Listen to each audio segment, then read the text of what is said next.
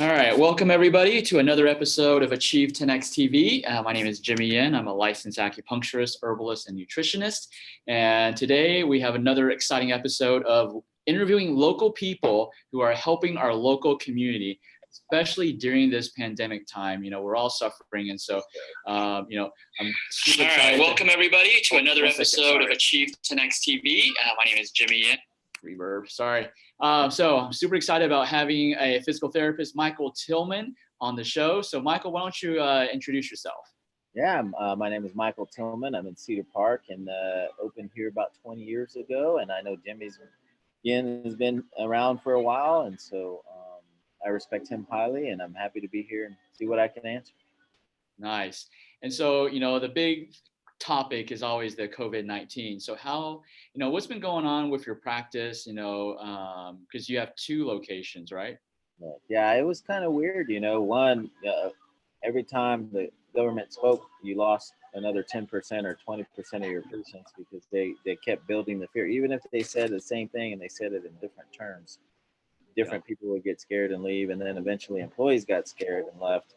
And so we really dwindled down. What we did here to make things better is we just clean a whole lot, and try to space out the patients. But we've been open the whole time. So we our numbers definitely dwindled, and now they're kind of building back up again. I did actually start telemedicine. So I've been doing some telemed visits for those who didn't want to come in the clinic. Yeah. And I also started a YouTube channel called Tillman's Body Talk to get some information out there as well. So those are the positives I think that have come from it from a business standpoint. Yeah. Okay, nice. So telemed, how do you do telemed or telemedicine, telehealth with physical therapy? Like, what do you actually do? Well, I'm a McKenzie guy. And so McKenzie guy is not super hands-on. We do repeated movements, and then we progress. And once we find a directional preference, what's the best exercise for you? We keep progressing force in that. And so you teach the patient how to keep progressing. So, and you come to me for your shoulder, I'm going to probably give you one exercise, but you're going to do it 6 to 8 times a day. One, you'll be more compliant. And two, we'll see the effectiveness a lot quicker. And then I can progress you and make it harder and harder. Once I know it's making you better, then I'll progress it further and further and further. So it's a lot quicker, Okay. So like when you're doing the telemedicine, are you literally instructing them how to do the exercise? Is that what Yes, and I watch them and I can see that telemedicine takes about 20 or 30 minutes. Okay. But, you can run them through some exercise and I can watch and I can turn and I can demonstrate what I need and how hard to push and what they should feel. As well as, I can look at their workstation. 50% of fixing someone typically is changing the way they sit and what environment they're in all day. So we kind of look at that. Okay, cool. So you also mentioned that, so you're a McKenzie guy. What does that mean? You're a McKenzie guy.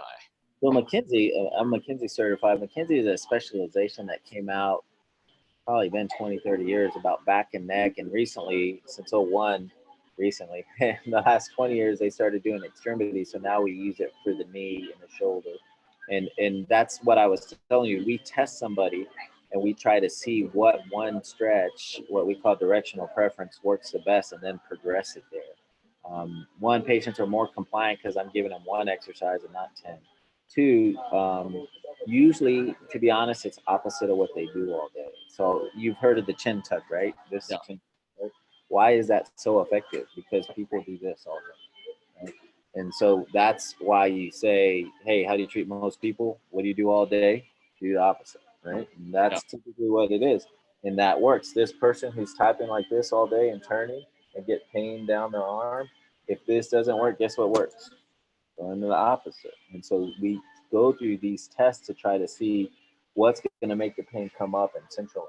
And again, 50% of that is fixing the way they sit, helping them catch the habit. It doesn't help if I make the pain go away and I didn't know why. And the patient is the best tool on that. Hey, at 3 o'clock, I started feeling pain going down my arm. What were you doing? Nothing. No. You were doing something. Where were you sitting? Oh, I sit and I watch my TV like this all day. You have to catch that habit. Otherwise, even if they had surgery or therapy and went back to that same environment, it comes back over time. Okay, cool. So how many is that the McKenzie, technique, is that common among physical therapists?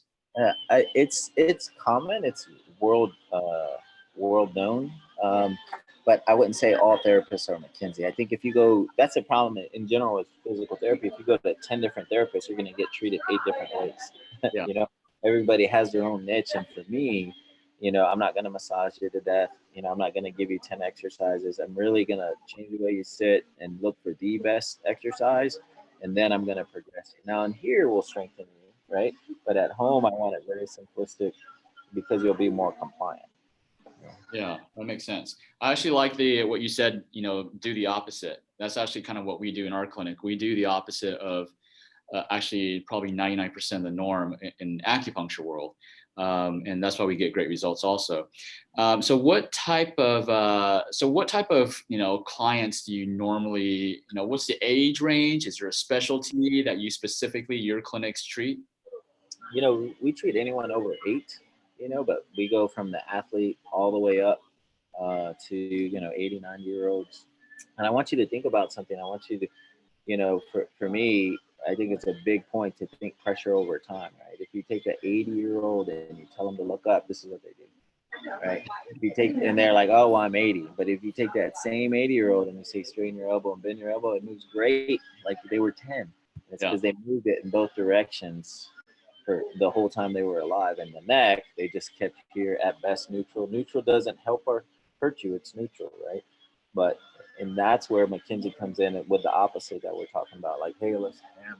But we treat all different types of patients. Naturally everybody loves the athlete because they're more challenging and we can make things harder, but it's the same exercises. In the elderly, we just have to come up with modifications because maybe they don't have the arm strength to press up, so we teach them standing. And sometimes we have to spend a little bit more time on technique. Okay. So you treat the range, in quite a broad range. Is there any specific type of clients or patients that you specifically like to treat or just are more effective with?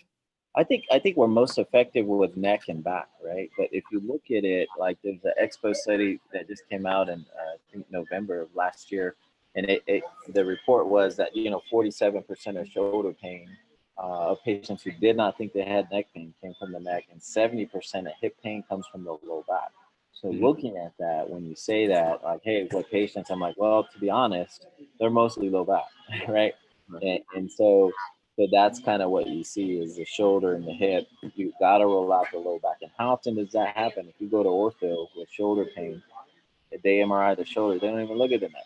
And so that we're missing the boat there. Same thing with hip. We don't look at the low back or MRI the low back. They just MRI the hip. That's 70% of the cause right there. So my job is to try to get the word out to get patients to see you or me first before going and getting an MRI and all that. All an MRI does to me is tell you that you're not 18. Like, hey, you got gray hair, you got a wrinkle. I have herniations. Yeah, I assume all that. I have rotator cuff. Yeah, I assume that. Let's see if I can get it better. Because if I can get it better, it doesn't matter. Yeah. True, very true. So, what is I don't know if the laws have changed for physical therapy, like in Texas. But as far as I know, in order for someone to come see a physical therapist, what do they need to do first? Do they need to get a prescription? And well, right now the law changed. I want to say January, that now you can come in without a script for 2 weeks. So I can treat you for 2 weeks, and after 2 weeks, I have to send you to the doctor and say, hey, can you sign it? And then they sign it. And then that's the way it works, which is great because we do get a lot of people from that. So that works well. So. Okay, yeah, that definitely lowers the hurdles for people to come and do physical therapy instead of having, because right now it's like going to a doctor's, it may take a few weeks before they can get in, even with telehealth, and then it's like. So my advice is always for everyone is to come in. The problem again with going to a specialist is they want all these tests, right? MRI, bone scan, and I don't really need all that. I can save you, $3,000-4,000. Just come to me first. And if I can get you better, then I save you all that money. But the problem in general with patients, they want to know what it is. Yeah. They keep asking that, what is it? And if they don't understand that if they give me an MRI with 5 things wrong, that often the times are conflicting, I just had a patient who had stenosis, which typically you treat bending forward, and a herniation, which typically you treat bending back. So what am I going to do? I'm going to just test him. Hey, let me bend back. Do you walk better? Let me bend forward. Do you walk better? Okay, you walk better after we bent forward, so you're probably stenotic. So let's do that for a week and then walk.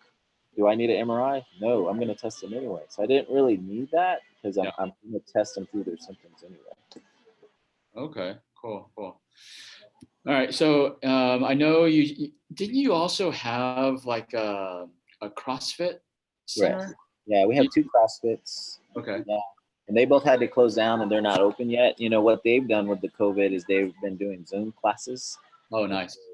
They kind of started this, what they call apocalypse games, where they're working out in groups, but their Yeah. groups are all Zoom. So they may go to the park, and if they do go together, they're very far apart and working out. But if not, then someone will Zoom from home and work out with them. So that's been actually very effective as far as keeping the community tied together. Yeah. And they can open next week, so we're excited about that. Okay. Sweet. Sweet. So where are your two locations for people who don't know? Okay. The first one is in Cedar Park, Texas, Lakeline Boulevard, and the next one is in Austin, Texas, on 2222 and 620 near River Place. And so we have both of those locations. Okay. Sweet. All right. And we have about 10 therapists at work. And each 10 therapists in each Between the two, location. like some people travel, Oh, okay. Yeah. Yeah. and you know me, I love to train, so I'm training most of them most of the time. We Okay. actually have Scott Herbawi, who is on staff from McKenzie. So they fly him all over the world to teach France, Russia. And so he's been working for me for about 3 years. So he taught me in '01, but he helps me train my therapists as well. Okay. Awesome. What are some common questions that, besides the ones I've already asked, what are some of the common questions that patients normally ask that you see yourself repeating over and over and over? Yeah. I think the big thing is that they want to know what is it, and I keep trying to tell them, like, it doesn't matter what it is if I can change it. And the problem is that with that scenario is they'll get an MRI and they'll have this tear in the labrum and they'll get it fixed and they come back and they have the same pain because it's going down the arm. I'm like, oh, I'm sorry, I know you found something and you fixed it, but that's not the cause. Yeah. It was actually your neck, right? Or let's say they have a herniation in the neck and they find it, they do an MRI and they go get the discectomy and they're 5'1", right? They don't understand that they don't fit in the average chair, which is 5'4" to 5'11". So 5'4" and below, typically women, I see the same injuries. They sit and lean forward. So I have a patient now, she's at 4 surgeries. She's 5'1". No one taught her how to sit, which is 50% of the equation. So she still has pain, right? So she's spent $100,000 fixing this and hasn't learned anything. So she comes to me and she responds beautifully, right? Doing what? Chin tucks, extension, and changing the way she sits. She's probably going to get 85% better in a week. Oh, But she's been getting all these injections, and I'm like, you have to understand you have two types of pain. You have chemical pain and mechanical pain. You keep treating this chemical pain, injections, surgery, but you haven't changed the way you sit, and you're not doing anything mechanically to help you. So you're losing. You're going to continue to lose until you learn. And so my job is to make them learn, help them change the way they think about their injuries. yeah, that's actually really good. So do y'all, you said multiple times that you're teaching people how to sit. Do you Right. actually offer us to go in and help people, maybe corporations, on how to be ergonomically set up? Yeah, no, but I need to, and so I'll be honest. That's one of the things I'm trying to set up in my YouTube channel and my Yeah. membership, because I can tell you why ergonomics doesn't work, right? And it doesn't work because they don't educate the patient. They just fix them and say this is how you sit. So then they don't address home, right? So since they didn't educate, they could sit great at work, but go home and sit horrible, and then they come to work and bend forward and herniate, and they're like, and guess what? Now work has to pay for it because there wasn't that just little bit of education. So ergonomics is a great step, but it's still missing some points, and one of them is the education, right? Two of them is, ergonomics tries to get you in this neutral position and they don't understand how doing the opposite. So it negates like doing the opposite. So in a perfect world, a good ergonomics person is going to teach you how to sit and teach you the opposite of what you do all day, right? So I plan to hopefully start those classes and go talk to corporations and do what I call body talk, and head to toe. Let me explain these injuries. Let me show you how to sit. Let me explain this, because I want to teach them how to think. You know, Yeah. it sounds bad, but the problem with patients is they believe whatever anyone tells them, right? Yeah. Right. I would say 50% told when he's done don't need to be done. All you have to do is be bone on bone and knee pain. And so if you're 70, guess what? You're bone on bone, right? So all you have to have knee pain, and they can justify a total knee. They don't understand that, and so they don't question like, hey, how come my other knee is 100% bone on bone? It doesn't hurt. They don't know how to ask those questions, and that's why we say, hey, come to us first. Why? Because if I just get that knee that's hurting to be able to walk and you can use your quad, guess what? It works fine, and you're still bone on bone, and you don't move it going. Yeah. That's great points. So, yeah, I actually had experience recently too, treating this patient with lower back pain, and it's because everybody's working from home now. And just like you said, the ergonomics at home is completely different from what's at work. Like at work, a lot of the big corporations, they're spending the money to get their employees in the right ergonomics. They have standing desk, different chairs, lifts for their screens. But when they go home, they don't have that. And now it's like they don't have any of it, and so that their pain is getting worse. They haven't learned anything. Right? Yeah.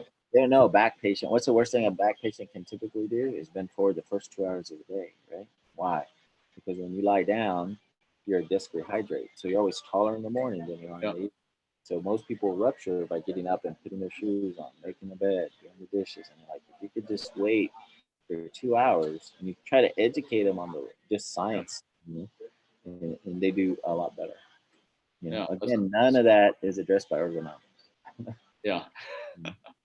Ergonomics is just setting up the stage, the equipment, all that stuff. But yeah, definitely the education is lacking. Any other questions that people ask you? No, that's it. Really, I think getting someone better is when they don't need me, when they have a plan. Like if one of my patients hurts at Friday at 7 o'clock, they should know what to do. Yeah. And say, hey, I did what you taught me, and it worked, and I got better. That's kind of what you want. Is you want to train that independence, and ask them, teach them to ask themselves good questions. Like, why am I hurting? What can I do? What can I make it go away right now? Not just for hours with the pain gone. Yeah, that's great. No, that's the same thing. Same thing. What we do in our clinic too is to help educate people so they can actually, heal themselves without, any other assistance. Just diet, exercise, and sounds simple, but it's a lot that goes into it. Well, you have to understand people. In general, why don't people lose weight when they try to lose weight? Because they avoid they avoid pain more than they work for pleasure, and so because it's hard, it makes it hard to do versus working to get that pleasure, being pain free, not having pain. Yeah, very true. All right, Mike. Any last words? I know you shared quite a bit, and any last words for the audience? No, I think the answer's there. Your body is amazing. It tells you when you're tired, when you're hungry. Pain tells you something. My job is to teach you if that's a good pain, bad pain, when to push through, when not to push through. And so think about that. And so when your body speaks, try to find answers. Go see someone like Jimmy. Go see someone like me, and learn what that is before you cut. If you go to a surgeon, they got a knife and a needle, and they're asking for help. What are they going to do?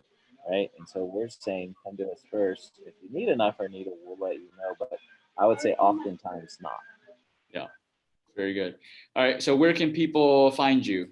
Okay. You can go to tillmanphysicaltherapy.com or just look up Tillman Physical Therapy. And my YouTube channel is Tillman's Body Talk, which was just recently started 2 weeks ago. I put 2 videos out. The first one's on low back pain. The second one's on neck pain.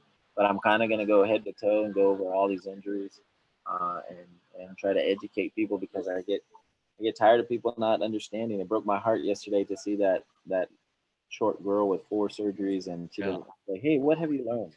Nothing. Okay, yeah. Did anyone teach you centralization or how to sit? Nope, nothing. She didn't learn anything.